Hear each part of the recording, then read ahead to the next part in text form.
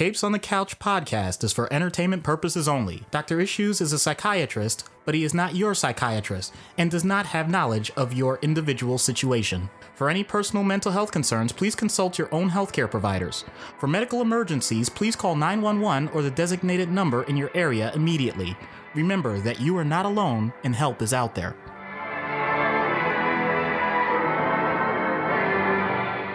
Hello and welcome to Capes on the Couch, where commies get counseling. I'm Anthony Sitko. And I'm Dr. Issues. This is issue number 56. Thanks to Patreon President Brian, who said, you guys can do any character you want. So we opted to go with Ultimate Reed Richards, the Maker.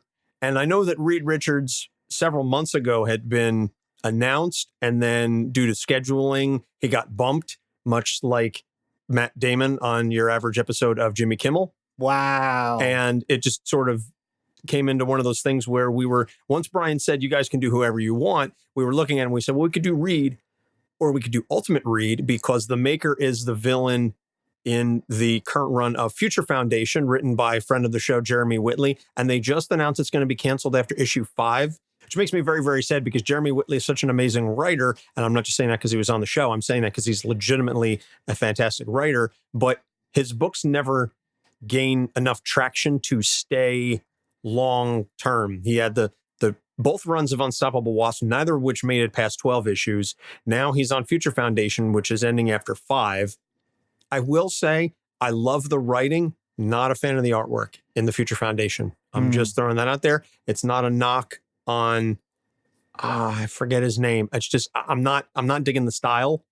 I feel the lines are way too thick on the artwork. But and it kind of just detracts from everything. But I digress.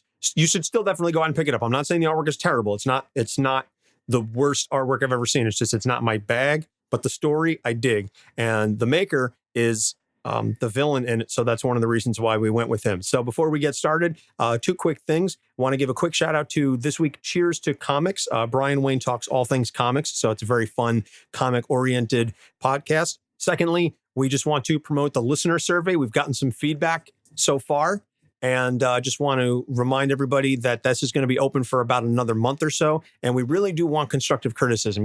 Don't feel badly if there's something about the show that you're not crazy about or something that you think we can improve upon. Please tell us. As I said last week, don't just say you guys suck and that'd be the end of it, but say, listen, this is good. This is where I think you guys can improve, because ultimately we want to make the show better for you, the listener, but we can't do that without your feedback. So the links are all over social media, Twitter, Instagram, Facebook. You go on our website. It's in the show notes. We will have it up for about a month, and then we will take that feedback and we will tweak the show. We're not looking to completely scrap it and start over again, but we will tweak it and we will take your feedback into consideration. So please go online. It is a Google form. It takes about 2 to 3 minutes to fill out, and we very, very much appreciate your feedback. Yep. We always love hearing from the people that at this point seem to know what we do very well, and we just want to continue to improve. Absolutely. Absolutely. And we've got our Discord server now. We are broadcasting live in the Discord server. So thank you to all the folks that have signed up so far. Shout outs to some of our patrons, Ruby, Ariel, Ray from Into the Night. I know Kate from Ignorance is Bliss is in there. My old friend Nick Jenkins, Nicky Nine Fingers, he just popped in earlier. So thanks to everybody who's joining so far. And we're looking to grow a little bit of a community in the Discord server and get the fans talking amongst each other, which is something that we didn't really have that opportunity to do so far. But moving into Ultimate Reed Richards, a.k.a. The Maker. So Ultimate Reed Richards, not to be confused with regular Earth 616, the mainstream Marvel Universe Reed Richards from back in 1963, the original Fantastic Four. Ultimate Reed Richards was created by Brian Michael Bendis, Mark Millar, and Adam Kubert in Ultimate Fantastic Four #1, February 2004. He's an updated version of the 616 Mr. Fantastic, or he starts out that way. I should say that. So Reed Richards was a child genius who was recruited to the Baxter Building, was a government program with other brilliant young minds, including Ben Grimm, Susan Storm, and her brother Johnny. Wait, those names sound very familiar. Yeah, I wonder why. So it does tweak the origin. So instead of them going out into space and they get hit with cosmic rays, this time they are attempting to teleport matter through the end zone. The experiment goes wrong. Reed gains the ability to stretch himself to incredible lengths. Ben Grimm becomes the Thing, Sue becomes invisible, and Johnny becomes the Human Torch. Right. If you know the Fantastic Four, they end up with the same powers. It's just told in a slightly different version. Very similar to, dare I say, the horrible Fantastic Four movie that just came out like 2 years ago, the one with Kate Mara and Michael B. Jordan. But I wasn't aware that there was a movie like that. I know we've tried to stricken it from our collective consciousness, but it did happen, for better or worse. And I'm saying that as a Michael B. Jordan fan. Who isn't a Michael B. Jordan fan? He's amazing, but I digress. So the origin from Ultimate Universe is very similar to what was shown in the movie. He and the rest of the Fantastic Four basically operate as heroes. Everything is all hunky-dory. Again, it's an updated version of the Fantastic Four that you know and love. Until the Ultimatum event, where Magneto's attempt to destroy the world results in the deaths of dozens of heroes and villains. I mean, you have the Blob eating the Wasp. You've got Magneto and Professor Xavier dying. Wolverine dies. Thing goes off and kills Doctor Doom. There's death everywhere. Yeah. It was also not very well received in the comics. Just saying, it wasn't. I wasn't particularly enamored with the way Jeff Loeb wrote it, but I think the biggest shock to me was the idea that if you're trying to create a universe, you shouldn't start eliminating it that rapidly. I don't know how else to say it. It was just, all right, similar to George R.R. Martin. You really like a character? Well, not for long. Yeah, Spider-Man dies. That was the death of the Peter Parker in that universe, which then led to Miles Morales. Captain America quits. So it's a whole thing. But in any case, so after Ultimatum, the Fantastic Four disband, and Reed and Sue, who were romantically involved as they were/are in the 616 universe, they break up. Reed does not take this well. Not in the slightest. So he believes that the world is broken and only he can fix it because he has just, his heart is broken. He goes back to live with his parents. His father was very abusive pre-Baxter Building, and he's not really enamored with the fact that now his son is laying about because he's in his early 20s. We'll say that. And if you are a little bit older like us, you know, you're close to 40 or past that, you look back on your early 20s, if you have a massive heartbreak, you're probably not going to take it all that particularly well. Compound that with the fact that you're one of the world's smartest individuals, and the person that you broke up with is on your intellectual level, also a superhero. You had all that fame and fortune. Your whole superhero team breaks up, and you get dumped. Or I should rephrase this. I forgot to mention, he proposed, she rejected him. And broke up with him. Yep. So it wasn't just that they broke up. He proposed to her and she said no, and we're done. Yep. That's the emotional apex, the emotional pinnacle. When you propose to someone, it's supposed to be the most important and enjoyable, well, one of the most important and enjoyable moments of your life. And she tossed him off that cliff. I'm not blaming her, by the way, just saying emotionally, that's how he felt. Absolutely. Absolutely. And I get why Sue did it. But in any case, so Reed really does not take this well. And so he believes that, as I said, the world is broken. He tries to fix it because he feels that there must be another universe, because now he has seen other universes. And he said, somewhere out there, there is a universe that I can solve. This one is done. There's nothing for me here at this point, but let me go find another universe that I can save. Yeah, it was this interesting whole physical element to it where he tries to incorporate what he thinks is the best of other worlds into this current world. And the way he's doing it is alienating just about everybody that he's ever met. So it didn't matter if he considered them to be a peer. His point is, at this time, let's just start over. That's really the way he said it. He wants to reset everything. Yeah, he really wants to just break this world down and build it from ashes. So he attempts to eliminate all of the top scientific minds in the world because they are a threat to his plan. But he ends up, of course, being defeated by a team of heroes. So including Johnny, Sue, and Ben. So his face gets burned by a Nova-type blast from Johnny, and he gets trapped in the end zone. Or so we think. Yeah, because they just couldn't take those 2 points on the safety. Ba-dum-bum.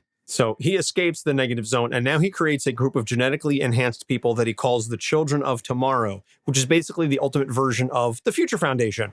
Creates this dome in Europe where time rapidly advances, but because of Reed's unique biology, Reed doesn't age, he doesn't eat, he doesn't breathe, he just is. He literally expands his brain because since he can stretch every part of his body, he stretches his brain to increase his intelligence. So now he's got like a football-shaped head, basically. Not Hey Arnold sideways, but like long way. Yeah.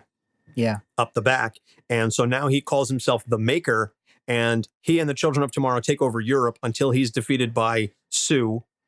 And then in the Secret War storyline, which I really liked, I thoroughly enjoyed Secret Wars, the Maker teams up with the 616 Reed because all of the universes are coming together. They're called incursions. Yeah. They're called incursions. And basically, this is what we in the real world realize is the ending of the Ultimate Universe, Earth 1610, because it's merging with 616. So all of the universes, all of the alternate timelines and alternate universes in Marvel Comics are coming together to create one prime Earth. This is basically Marvel's Crisis on Infinite Earths, but on a smaller scale, because they really just had the 616 and the Ultimate. That was basically it.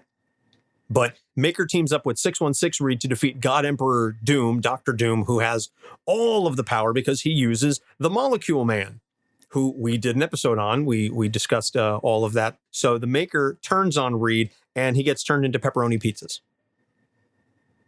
I'm supposed to have a comment on that. I'm sorry. But that happens. So Molecule Man literally breaks him up and has a piece of Ultimate Reed, a piece of the Maker in each universe. So he recovers because comics. And he turns up in the new Prime Earth, which is now, again, the only version of Earth that is still supposed to exist. Until, of course, we find out that Ultimate Universe actually does still exist. But I digress because comics. So he was in a cell until recently when he was broken out by the Future Foundation, who was looking for 616 Reed.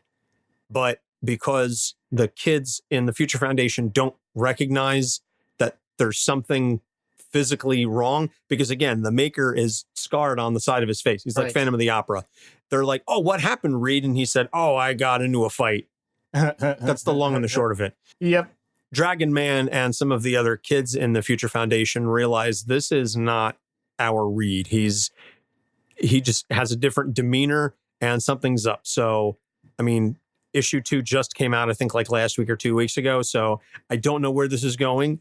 And I hope this gets resolved by the end of issue 5, because then that's it. And unfortunately, we're not going to have any more Future Foundation. But Ultimate Reed Richards, the Maker, has definitely become one of the biggest arch villains in 616 universe since his importation from the Ultimate Universe. Yeah. So yeah, it's a very interesting way that they took the character. They started off on very similar paths, and then this Reed just made a hard left turn.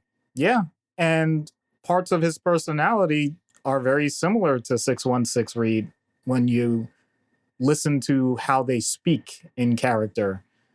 Definitely can respect how major events in a person's life, very similar otherwise, can just change everything. It's not just in movies. It's not just in comics. It really does happen to people. Yeah, absolutely. And we've talked about the fact that Reed Richards is a narcissist. Reed Richards is kind of a dick in 616. Not Scott level dick. Thank you. But he can be kind of a dick. And so they just really turned that up to 11 in the Ultimate Universe. They basically just gave him that little push. You know, it's almost, dare I say, like Killing Joke for Ultimate Reed Richards, in the sense that like one bad day or one really bad event could turn anybody into a villain. That's what happened to Ultimate Reed Richards. Is he had his heart ripped out and shoved down his throat, and that kind of turned on him. So getting into his issues, first and foremost, the villainy, it really stems from a broken heart. I mean, there's a lot of things, but I think that was the back-breaking straw, was being rejected by Sue. And if you read the whole Ultimate Comics Doomsday series, or multiple series, which is, I think, Mystery, Enemy, and Doom, there's like 3 4-part series that make up one giant story. The way that Reed describes everything that he went through and his mindset is, if I can tie it into something that maybe some of our listeners would understand, it's almost a little bit of incel culture.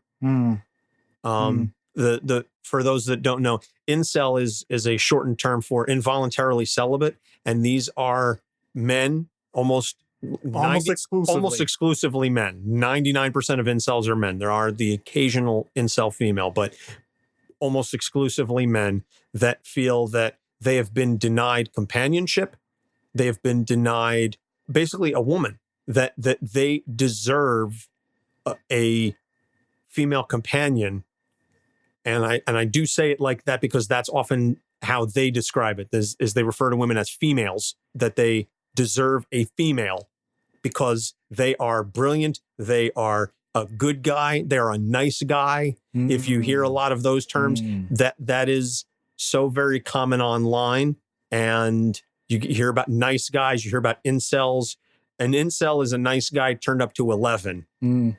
And so much of what I was reading from Reed hinted at that. And I was seeing a lot of corollaries that I'm brilliant, I'm brilliant. I have these powers. Why doesn't she want me? I deserve this because I'm so great. Look at me, how wonderful. And, well, if she doesn't want me, then this whole world can burn. So I see a lot of that in Ultimate Reed. So if you can. Sure.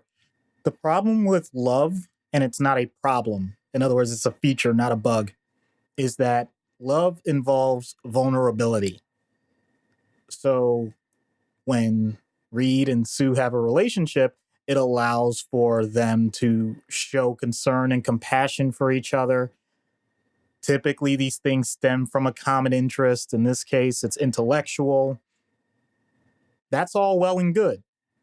But as with any relationship, things get tested, either by the participants themselves or by other outside influences or outside situations. So in this case, we have the destruction of the universe as we know it, potentially, and everyone has to pitch in to just survive.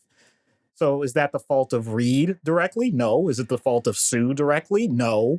But when you're in a situation where you're dealing with outside stuff, your internal relationship with one another is going to be tested, because in an ideal experience, you would be able to devote all of your time to one another and not have to worry about everything else in life.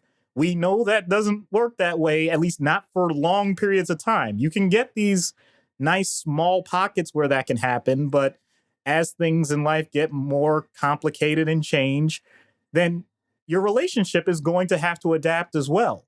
It's unfortunate that their relationship wasn't able to withstand that, and therefore we end up with a breakup. I'm not saying that the breakup itself has to be a catastrophe. It's going to be painful. It's going to involve a lot of emotion, including sadness and anger. But the way Reed handled it was that he already thought he had this thing figured out. He treated it like a puzzle and everything was solved. So I got to throw in my Hamilton references once in a while. It's one less thing to worry about. It's one less thing to worry about. But unfortunately, it's been a while since you've sung Hamilton. Hey, unfortunately, that's not how most relationships work. So when Sue clearly points out to him that this isn't the same, it's not going to be the same, and whatever you thought had everything fixed doesn't work for both of us, then it's just automatically going to fall apart. From Sue's standpoint, it sucks, but you have to do something else. You have to move forward. Not for Reed. You don't go back and try and solve something you've already solved. So the problem in Reed's own mind is not him. It's not anything that he has to improve on. It's clear that all of the external factors, even though they've changed. And even though he's tried, he knows that means that there's something else out there. There's something wrong outside of me that is leading to all of this happening. If the locus is outside of him, then he knows he can solve that. If the locus is within him, then he has to acknowledge a flaw. That's a big problem for someone as narcissistic as him. I think we've talked about that in previous episodes about narcissistic injury. So we talked about that definitely with Tony Stark. We've talked about that. I know I've mentioned it in others. I mean, yeah, we don't have to rehash every one, but the point stands that with someone like him, he has other capabilities that will allow him to distract himself from the heartbreak of a loss. But to do it at the exclusion of, I don't know, ever having a positive spin on this. In other words, there is an opportunity for emotional losses to change into something different, fond memories or learning experiences. And he just doesn't give it that gravitas to do that. It's much simpler to move forward and never look at that again, keep it in a lockbox in your soul and just shut it out. Unfortunately, other people come to recognize that. And if you're a lockbox, then depending on what you're exhibiting, no one's going to try and open you. So Reed is starting to reflect the fact that he's closed off from everyone and everyone says, oh, that person's closed off. Okay, I'm not going to waste my energy. So it just becomes this cycle that won't end. So similar to what you mentioned with quote unquote incels, they're pointing out that things were supposed to be an ideal that was never met. But because they have positive traits, they think that the fact that they weren't met means that there's something wrong outside of them. When in reality, a lot of it has to do with, dare I say it, random chance. There is the idea that you can do everything, quote unquote, the right way and things still not work out. That doesn't mean your process was wrong. But many people will abandon their process because they didn't get the result they want. As a matter of fact, that's the term for it, resulting. So Reed takes that, as you've already said, we should get royalties from Spinal Tap or something. He takes it to 11. He just goes all out and says, not only am I right about everything that I said in the first place, I'm going to do everything to demonstrate that everyone else is wrong. So not only is he trying to build himself up, he's trying purposely to squash everyone around him. And when you do that, what would you think would happen when you interact with another person? They're going to notice that you're trying to squash them down. So then they're not going to want to deal with you because they don't want to deal with that type of jerk, that type of pain. You have to offer something, even if it's something that's not the perfect iteration. Give yourself a little bit of space. He doesn't come close to doing that with anyone. And when you do that, you end up with predictable results. So I'm sorry that he's gone through all of that. And I'm sorry that in his most vulnerable time, it didn't work out. But there has to be some level of adaptation. And you would think someone as flexible as him physically would demonstrate some level of flexibility emotionally. And I'm sorry that he never developed that. Well played. Well, it's funny because I was going to say that I understand some of that mindset from my own personal life. I was rejected. I had a girlfriend in college, and then we had a major fight, and then we did end up getting back together because she said, "Okay, we can give it one more shot." And me, in my naivete, thought I don't have to change anything, and we can just immediately go back to the way things were. But as anybody with any semblance of understanding and experience knows, once that's broken, it's not going back to the way that it was. And so there was a good period in my 20s where I was of a nice guy mindset. I wasn't quite an incel, but I thought I'm intelligent. I'm a good person. I'm reasonably attractive. Why aren't I desirable by women? There must be something wrong. And there must be something wrong with them to not want me because I'm awesome. Why wouldn't, And I had friends. I never took it to the degree that I was harsh to women. I never took it to the degree that I felt anyone owed me anything, but I definitely harbored a little bit of resentment. And it wasn't until I really started to turn my eye inward and said, well, what is it that I need to fix? And to your point, it wasn't that I abandoned my process.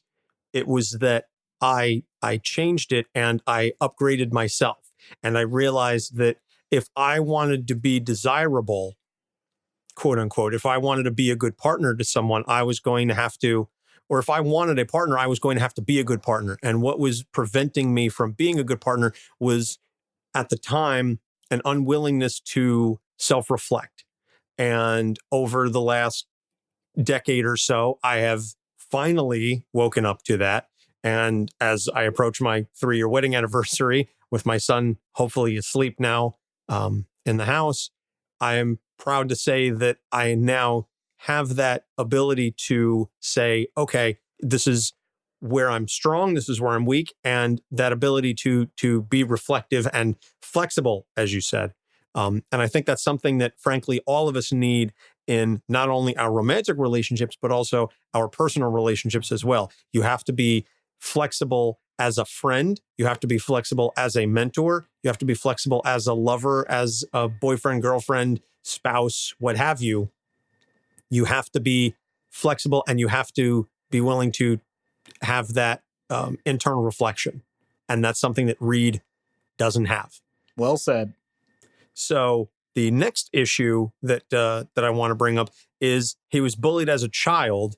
And this is something that we've seen with a couple of characters. And this is something that I can definitely relate to, at least from my peers. Not so much my relationship with my father is fantastic. I adore my father. He's a wonderful human being. But Reed's father, not so much. Reed's father was very angry at Reed because he was the type to take things apart so he could examine them and build new stuff. And Reed's dad said, why the hell isn't the blender working? What did you do? You need to fix it or I'll beat you. And that really weighs on a lot of folks. That can obviously have an impact. And it wasn't until he befriended Ben Grimm, who was much larger physically and able to fight off the bullies. And that was one of the things that really led to them being so close when they were younger. And that ultimately dealt with, there was a lot of betrayal there that Ben felt when Reed turned to the dark side, so to speak. But that bullying that Ben saved him from, that certainly played a big part. So, Doc, I mean, you just want to talk about bullying? Sure. As with most forms of abuse, bullying is mostly about power and the manipulation of it. So when it comes to children bullying one another, it's a matter of usually the bully having a position in other areas where they may feel inferior, and therefore they have to exert dominance in a different way.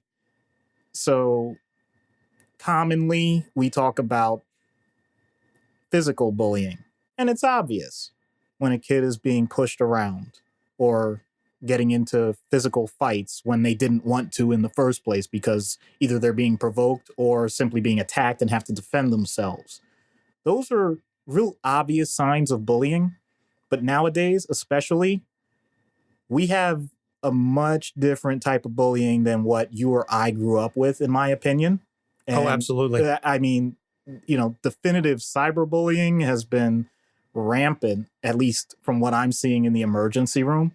The number of times I have to read an initial chief complaint that says patient responded after text that said, or patient posted on Facebook after other students blank, blank, blank. It's incredible that now we take what used to be at times isolated or individual circumstances or one-on-one situations, or even if it's a group, it's the direct physical immediate group, attacking someone. And that can be magnified now to, in theory, depending on just how bad the imbalance is, an entire school, an entire group that's larger than that one person could have imagined, now just hammering them with derogatory comment after derogatory comment and no end in sight. It can be immediate. it can be rapid. It can be to the point that they can't read their own page because it's just littered with nothing but negative comments. Or their phone just blows up and just says, ding, ding, bring, bring, bring, bring. Right. And let's make this clear. This isn't just what we, quote unquote, used to call, harmless fun or an opportunity for a person just to, stand up to a bully and just get it out of your life.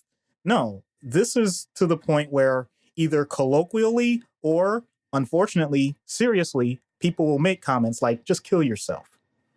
Yeah, there was the famous story of the girl who convinced her boyfriend. She was in her late teens, early 20s. She texts him all the time. Are you going to do it? When are you going to do it? Why haven't you done it yet? Yep. Literally forcing him to kill himself. Yep. And then she was tried and convicted. She was tried and convicted. And she had the audacity to go, but I didn't actually kill him. And that's... But you drove him to it. You did everything but actually... I think he locked himself in the garage and ran the car. I think that's what it was. But you did everything but actually do it for him. You put him in that headspace. And yes, to your point that you and I are fortunate in that, we graduated high school in an era where cell phones were just beginning. There was no social media.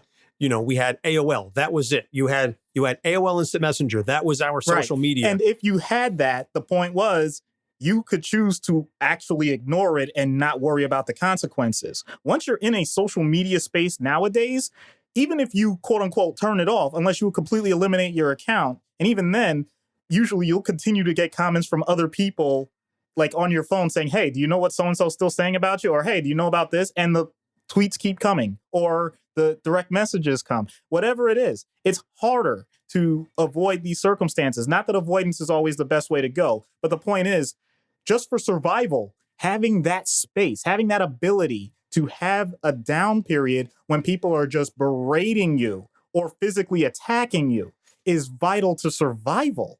Mm-hmm. So Reed has it also, I'm not just talking about internet stuff. I'm saying if it's happening in one location, at least you have the opportunity to get away. If it's happening at home from a parent, at least you get to go to school or do activities, hopefully. If it's happening at school, at least you get to come home to a loving environment. If it's happening in every category that you have to deal with people in life, then you don't get to recover. And therefore, your responses are usually going to be of the extreme one way or another. For example, if you do feel like you have to respond in a physical way, or even not in a physical way, you're going to be aggressive, and therefore you're going to attack back. And that can lead you to develop a certain level of defensiveness that's going to make it difficult to form more cohesive, long-lasting relationships, because every single comment, while it may be an attempt to help a person, is going to be viewed as a scalding criticism, a scathing attack. And therefore, you're not going to take it, and you're just going to say, okay, you're just like the others, and throw that relationship away. Conversely, you may be a doormat.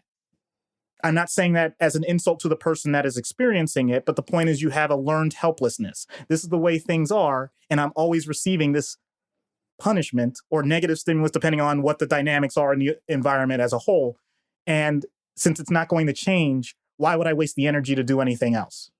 And so the bullying just continues. Ironically, it may have a little bit of a dip because of that classic, well, just ignore them and it'll go away, which in all honesty, there's been several cases that prove that that's not true, at least not modernly.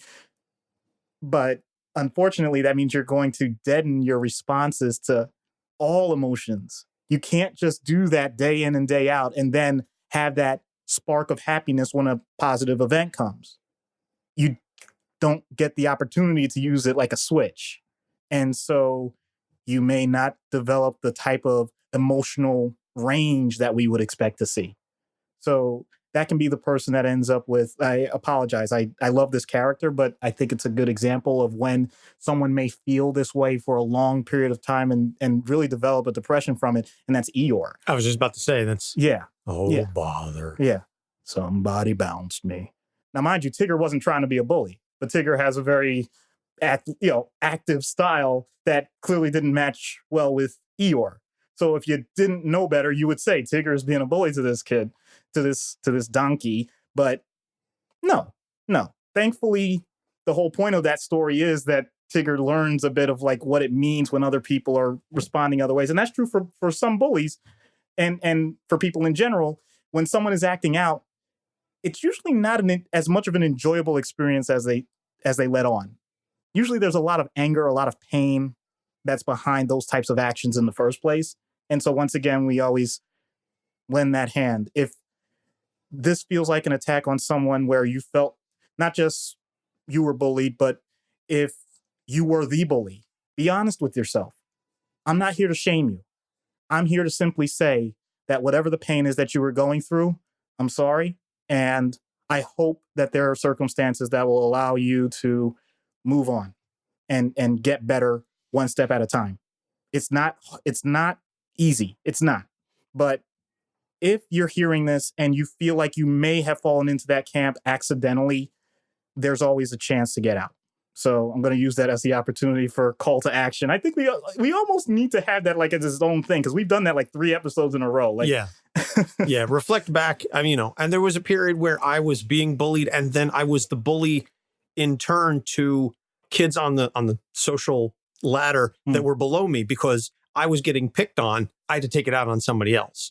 That was my mindset as a 12-year-old. But so the last issue, and I know we keep digressing on our personal issues. No, but it gives direct examples that people can relate to. I don't think anything we're saying is really that far-fetched or unrelatable. So I don't have an issue with that at all. That's true. And so this last thing, and it's funny because I as I just said, I don't want to make this about me, but I can understand to some extent this last thing. And this is going to make me sound like a real dick.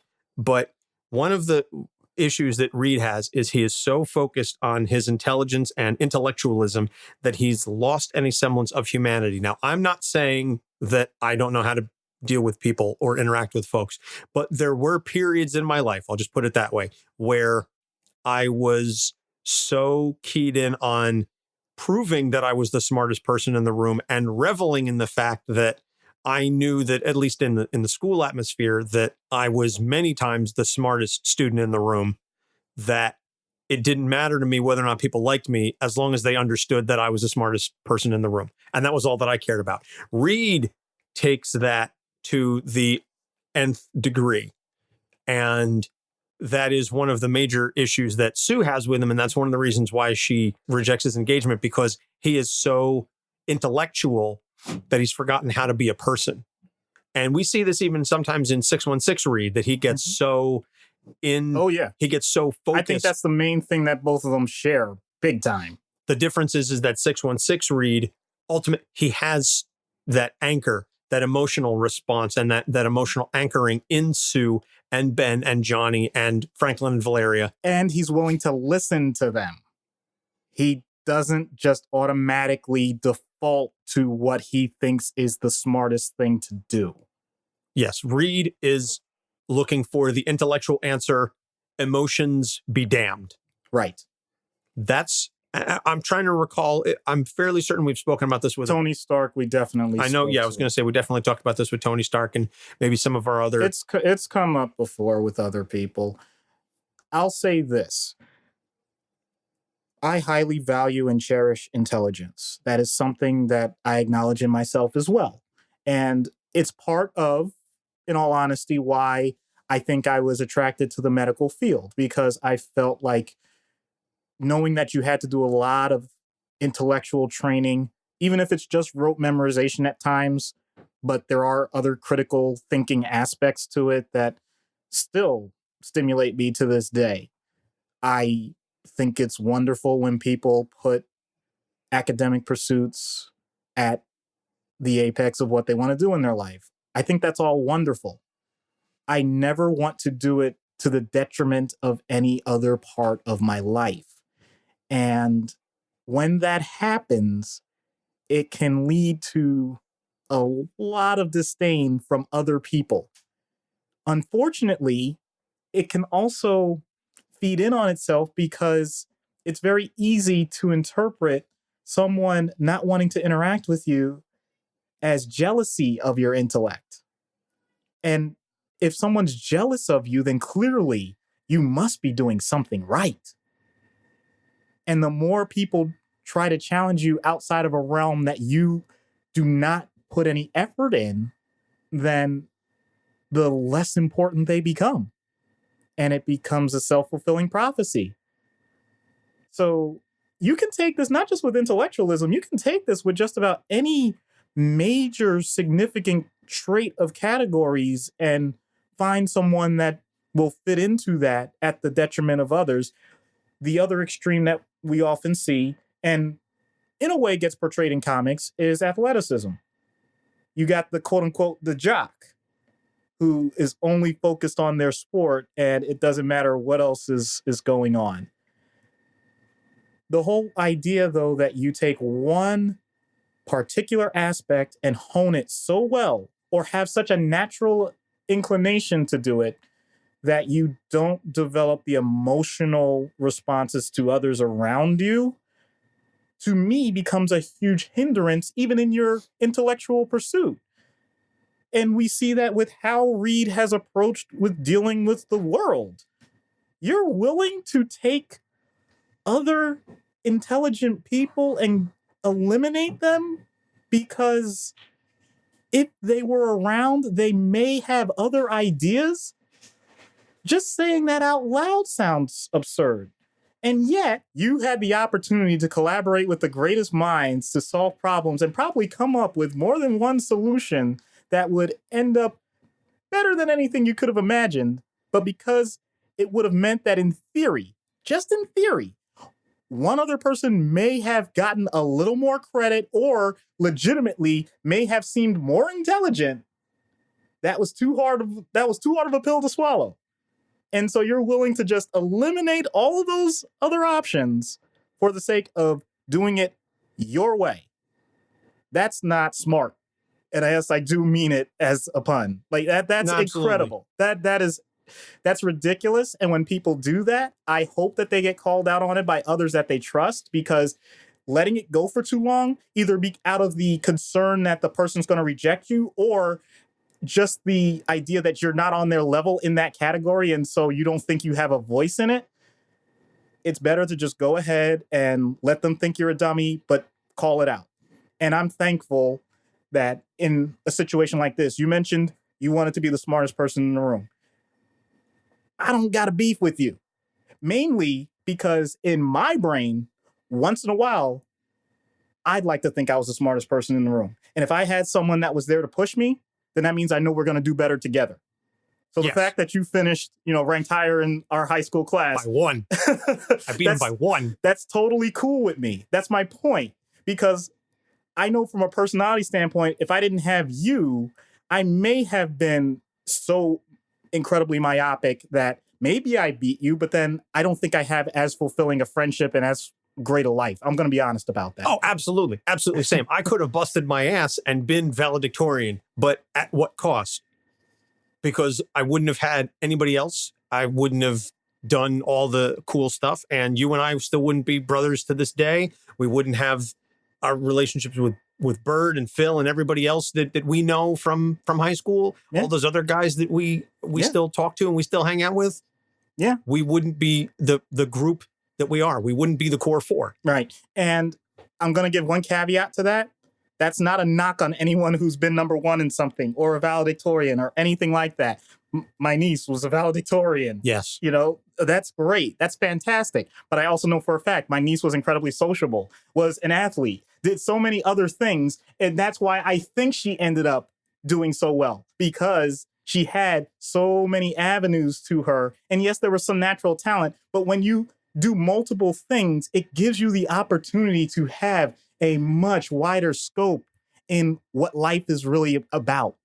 And it's a shame that someone as dedicated, as energetic, as intelligent, and as gifted and skilled with his abilities as Reed Richards would just let, I'd say 95% of anything he could have done just like fall to the wayside. Yeah. So the moral of this story is, when you're developing your own personal character sheet, don't put all of your points into one category. Don't focus solely on INT at the expense of stamina or, Oh my God. I'm not a D&D player, but personality or what is it? Charisma. That's There it. you go. That's it. Don't focus on INT to the exclusion of athleticism, stamina, charisma, whatever. You don't want, because you see all the times in video games, and because I'm going to relate it to, because this is what I know. You see like where they have all of like the 6 points. Yeah. And you see one character that like spikes here, but then the rest of their circle is very, very small. Right. I much prefer like a Mario who is typically always depicted as well-rounded. Yeah. He's the jack of all trades, master of none. Yeah. I personally am a living example of master of many trades, or jack of many trades, master of none, and I'm okay with that. Well, okay, I'm gonna riff on that just a little bit, because you could start off as a jack of all trades, master of none, but you can end up, because of all the other experiences, becoming a master of something you never expected, because you're a jack of all trades. So there's nothing wrong with that. I'm just pointing out that I don't want to dismiss the idea of focusing on a certain area. That's fine. Just don't do it specifically to the detriment of other things. And and I think most people recognize, if that's what you're doing, at least limit it to a certain period of time. Like if I'll give you as an example again, you're studying for the bar, you're studying for the bar. That's not when you should be trying to do your personal best in weightlifting. Just as a random example. Fair point. Yeah. Okay. I'm not saying, it's okay to have these points in life where you're focused on one thing way more than others. But once again, don't do that permanently. Just do it when you need to for whatever particular circumstances. And unfortunately, life throws us in circumstances where we may have to do that longer than we wish. But once again, go back to who you are and find other things, explore. I'll go ahead and go further and just say, not just what you like, but things that you don't know about. Give yourself the opportunity, especially someone like Reed. You have that level of intellect. You can learn just about anything. So why would you just stick with ruling the world? All right. Anyway, I'll leave it at that. That's fair. So we're going to take a short break, and then we come back, we're going to get into treatment. Hi, this is Jimmy from the podcast Talk Me Into, the show where my co-host Dan, Jeff, and I talk each other, and maybe even you, into liking what we like. Here's a little taste of our show. I need another episode. Whoa! My God, I was not expecting this. It claps too. It does. It do clap. It's a proper bop. Jeff and Jimmy, did I talk you into liking spoilers? No. If you feel so inclined, you can listen to our show every Tuesday. Find us in every podcasting app and follow us on Twitter @TalkMeInto.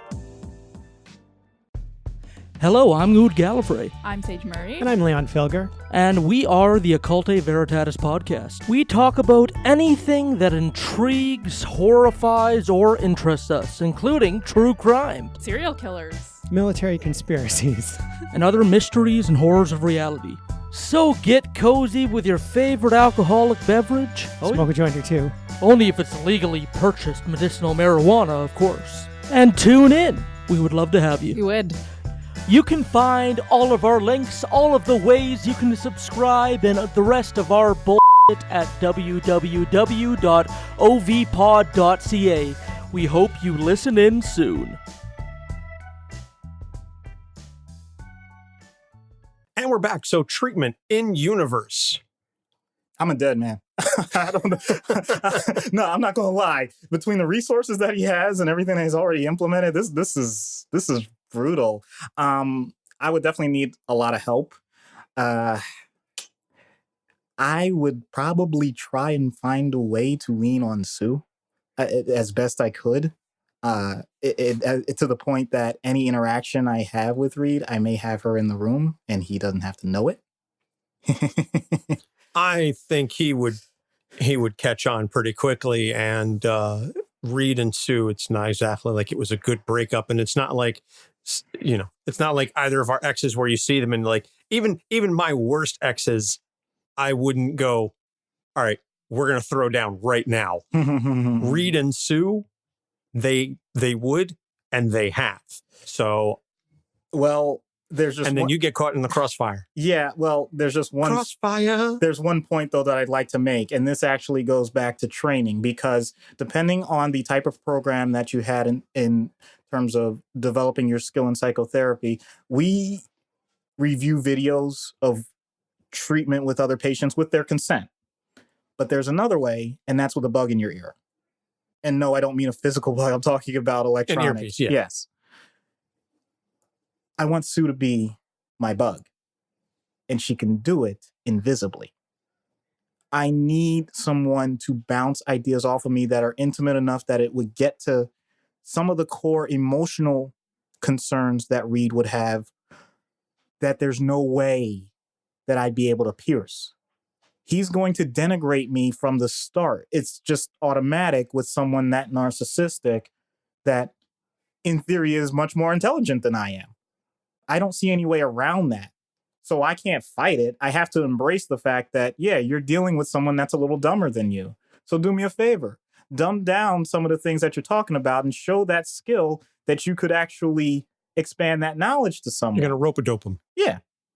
In the meantime, while he's so focused on whatever intellectual pursuit he wants to talk about, once in a while, with the help of someone that knows him well enough, and I'm talking in a crisis situation, because having someone else listen in on something without that person's consent is unethical, illegal, or whatever. But having someone protecting you in a dangerous situation is a different story. So I want to make that clear to the listeners. Okay. I'm not saying I'm trying to deceive him. I'm saying I want to safely negotiate the situation with him. To get back to the point, I gotta find some way to get him to talk about something emotional. And I know that's not what he wants to do.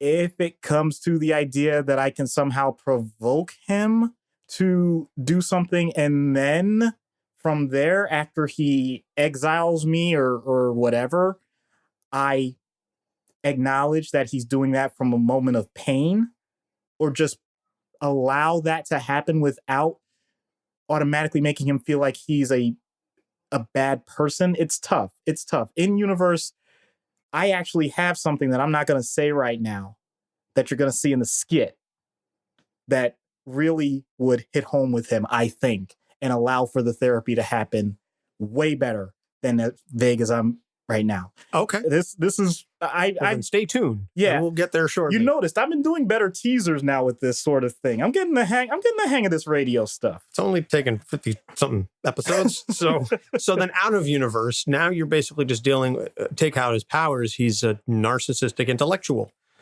who has had a serious breakup, and it's really thrown him for a loop. Yeah, that's fine. I mean, we could put that mishmash together.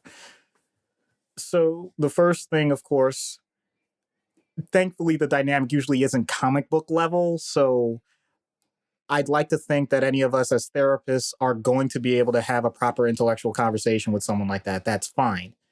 The patient may not see it that way, but they don't have to. You just have to make sure that they know their main interests are still priority number one. It's been said in other episodes as well. If their goal, let's say, is to continue at the top of their field as the chairman of some major scientific department, fantastic. What's your grant goal in terms of writing this year? All right. And who's writing those grants besides you? Oh, you're the only one doing it because you're the only one that feels like you can write them that well. Oh, but you seem intelligent enough to be able to train someone else to at least do it at a level you would consider to be acceptable. If not, then what would you need to learn to be a better teacher?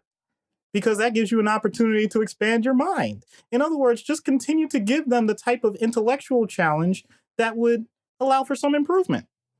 And if they shut that off, it's very simple to point out, you said your intellectual pursuits are the number one thing, and yet you're not willing to take the steps to advance them. Tell me about that. Because that seems like a barrier that you've created for yourself. And you can use that intellectualization to become a positive for the person's treatment. It's really delicate because to that person, it may sound like you're just feeding them the same lines that any sycophant would feed them, but it's not. It's very subtle, especially when, if you know the reason that they're there in the first place is because they don't have the relationship that they wanted in the first place. You want to bring it back to that person and not denigrate the other person, because I'm sure they do that in their mind anyway. You want to make sure that they know they were reflecting something. They were, as we've heard before, they were your mirror man. They were the one that just was outwardly giving it back to you. And if that's the case, then we have a much different situation. Because now it's not about them, it's about you. And that's probably the 5th or 6th session, because saying that on the first one, that person walks out the door. Just in my experience. But at some point, relaying the fact that if you're truly looking at it from an intellectual level, then you're willing to include in your process some level of reiteration, improvements. Where's the 2.0, the 3.0?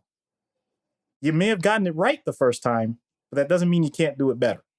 So it's a bit of a challenge, but definitely rewarding when a person is willing to continue to work with you on it and throwing in these small barbs of, I don't want to say barbs, that's too negative. These small opportunities to have some of that self-reflection that you mentioned. Okay. Well, as you know, as we say on the show, and as I certainly believe personally, self-reflection is very important, but it is not easy. It is not easy. It's rarely fun, but it is so important, I think, for us individually and us collectively as a society to be able to say, this is what's great, and then this is where we need improvement. And it's incumbent upon all of us, again, individually and collectively, to first off, acknowledge our strengths and weaknesses, but then say, okay, now I'm going to work on my weaknesses instead of solely focusing on the strengths. Because I think a lot of times people do the first step, they know where they're strong and they're weak, but then all they do is just maintain the strength that they have rather than bring the weaknesses up to a point where maybe they're just even, maybe not a weakness anymore. They may never become a strength, but at least they won't be as weak. But I think everybody just focuses on, well, I'm really good at this.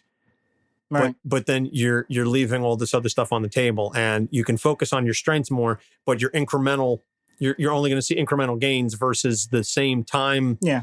The same time efficiency could be spent at a much more drastic improvement on bringing your weakness up to a neutral. That's the Pareto principle, the 80-20 rule. Yes. Yeah, exactly. Okay. So let's wrap all this up in a nice big bow and see what happens, God help you, when we get the maker on Dr. Issues' couch. Hello, Dr. Richards. I'm Dr. Issues. That makes you so proud to call yourself that, doesn't it? Excuse me? Your doctorate. Getting to call yourself a doctor. That fills you with a sense of pride and accomplishment, yes? Of course. Why wouldn't it? Oh, sure. If I had just one doctorate, I'd be proud of it too. But then again, I have several. What's your IQ? I've never had it tested since I believe intelligence to be subjective. Mine is 267. I'm sure yours is nowhere near that high. I'm sure you're right. Are you done? Oh, my dear single doctor, I was finished with you before you entered the room. I've simply been amusing myself while figuring out which of the 17 ways I've determined to escape this cell I'm going to use. Oh, only 17? The physics your cohorts have used to contain me are impressive, to be sure, but not as impressive as I am. Well, then I see no need to continue this conversation further, since I'd obviously be wasting your precious time. Is that your attempt to end your learning opportunity? I don't follow. I doubt you're as slow a learner as you let on. You have the single greatest intellect at your temporary cell. You wouldn't dare waste your own time as a doctor, let alone mine. So until my exit of my choosing, I estimate a few minutes, feel free to learn from an infinite fountain of knowledge.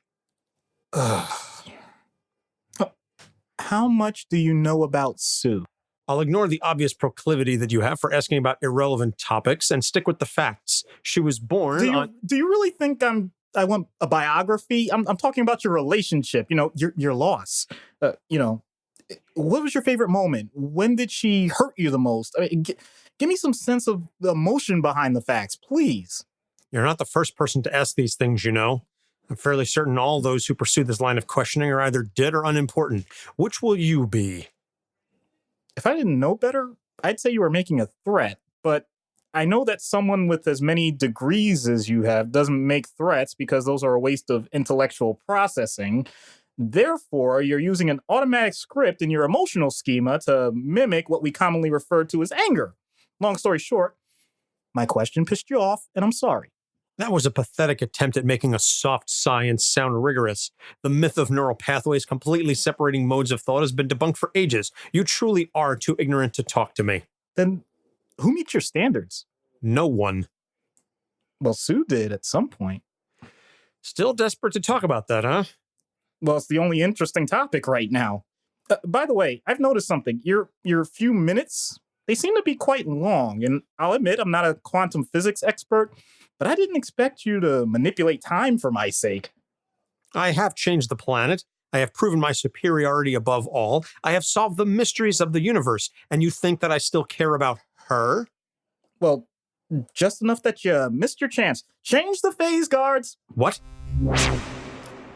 Well, you'll have to figure out another escape plan. I'm glad you were able to be distracted even with me giving you the obvious hints. I mean, that may prove to yourself that your emotional IQ has a long way to go before your regular IQ matches.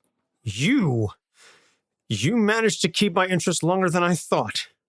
I will adjust my calculations. All right, the structural efficiency of this environment has been increased by less than 2 billionths of a percentage in its ability to... No, 8 millionths. What? Now what is happening? It's a bit off-putting for you, huh? Okay. So having access to a few heroes allows for some really cool techniques. In this case, the more you try to emotionally wall yourself off, the more effective your prison becomes. So in other words, as soon as you're able to make progress in addressing your feelings, then the sooner you'll get to your freedom. This is inhumane. This is torture. You have no right. That's kind of ironic. Your efforts have been spent so diligently on how to fix everything else that you neglected the energy you needed to fix yourself. Look, I'm always here to help, and no matter what, I wish you the best. Ciao.